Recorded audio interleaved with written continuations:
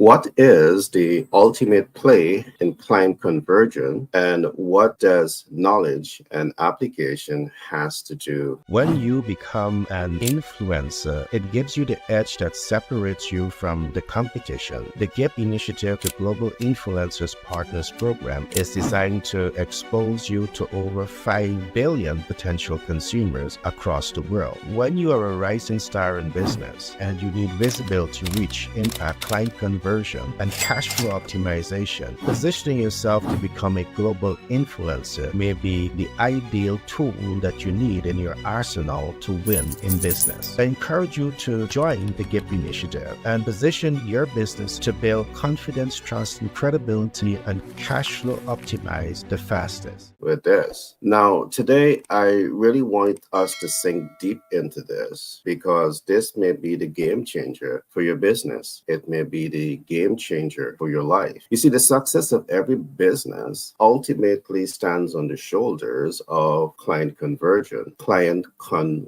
But what is the ultimate play in client conversion? There's a series of knowledge that you need to have here. And if you follow some of my previous podcasts, you would have heard me talk about client conversion optimization. You would have heard me talk about the ideal client stress test and the client conversion ladder. We are not going to spend much time going into that today. I will do some high-level overview of it, but I really want us to zero in on the last two concepts, which is knowledge and application. What does knowledge and application has to do with the ultimate play in client conversion? And let me explain this. You see, very often you have a body of knowledge. And let us take, for example, that body of knowledge might represent how to access capital. So because you represent this body of knowledge, you understand things like capital markets. You understand how debt capital market operates. You understand how equity capital market operates. You understand how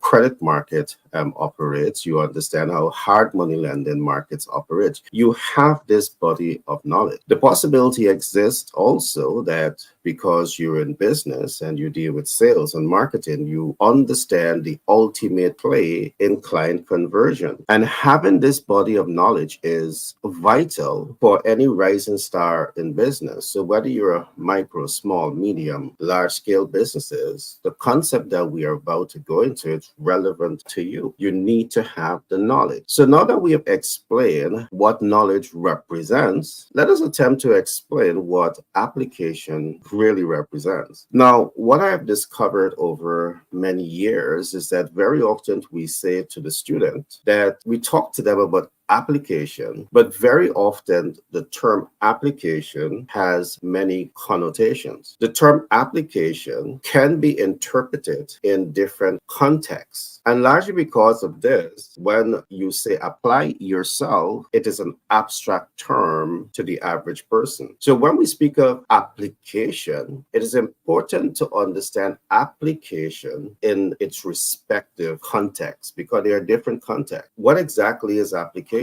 Application is a verb. Application is an action word. And this concept can be applied in many different ways. For example, I may say, apply yourself in speaking. And to apply yourself in speaking, it means that you have to be able to articulate yourself. And I do believe it means more than just articulating yourself. You have to understand how to articulate yourself. You should understand who you're articulating yourself to. And you should also understand how to articulate yourself in a manner that it is relevant to who you're speaking to. So one might want to say that's strategic application, but it's still application. If you're applying yourself, you want to apply yourself to achieve a desired results. And if you're going to achieve a desired results, you need to have the data. I always talk about data. So in the true essence of one applying oneself, it's not just getting up and taking action. And I think that many persons struggle with this because application, applying yourself means a whole lot of things to a whole lot of people. It is my intention here to try to break this down because today we are looking at the ultimate play in client conversion, knowledge versus application. Allow me to go deeper into the client conversion journey. So any attempt to optimize your client conversion experience, one of the things that I have established is that you need to have the knowledge of what you're doing. And the knowledge begins with the ideal client stress test ladder. The first thread on this ladder is what we call brand relevance. And what does this body of knowledge represent? And let me walk through this, and then we're going to associate that with application, because if you don't apply, you wasting time. To establish brand relevance, a number of things must be established. And brand relevance means that your MVO, your minimum or most viable offer, is relevant to the ideal client, your minimum or most viable target market. But how do you get to that point to know 101% that the products and services that you're offering is relevant to the ideal client? First of all, you need to apply the concept, or at least have the body of knowledge that speaks about demographic classification. So that's knowledge. All right. Do you have demographic classification? Are you able to predetermine the demographic that you're targeting? Do you know your demographic classification? That should be a knowledge. But having the knowledge and not being able to apply that body of knowledge is like night and day. You're going to fail. The second concept here, knowledge that you need to have here, now that you have established, you have now predetermined the demographic classification.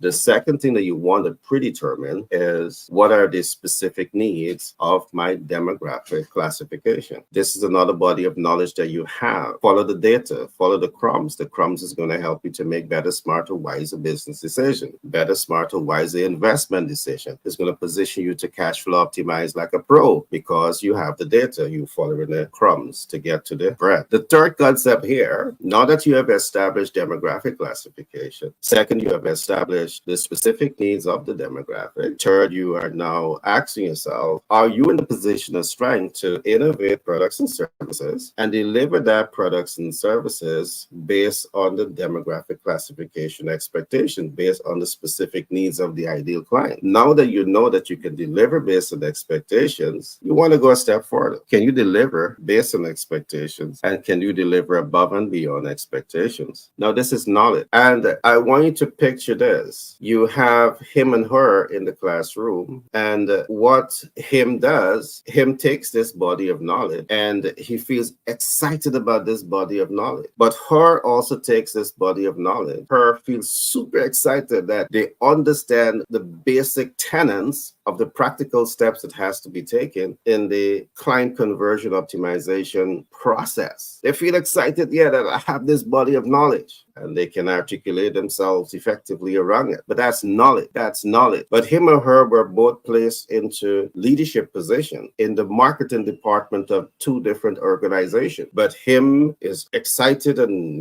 articulating himself on how much he knows about the client conversion process, the ultimate play in client conversion. And he's excited about that process, and he's entitled to feel that joy and happiness and excitement now that he's a walking encyclopedia on the ultimate play in client conversion. He has this body of knowledge. Her, on the other hand, is excited, similarly so excited, but her begins to recognize that having the body of knowledge and not being able to apply this body of knowledge to achieve desired results is wasting time, because you can only get the high reward, the measurable results, the predictable outcome with the highest degree of accuracy when you apply the body of knowledge. But what does application means in this context? And I want to say, I have been teaching students across the world, and one of the things that we see is that they struggle with the concept of applying the body of knowledge. It is still in many cases like an abstract term. Her decides that she's going to break the code in application by engaging with the lecturers and teachers and professors and friends to really understand, yes, I have this body of knowledge. I can effectively articulate myself about this body of knowledge, but I'm having some difficulty applying this body of knowledge. What does application means? For example, when we talk of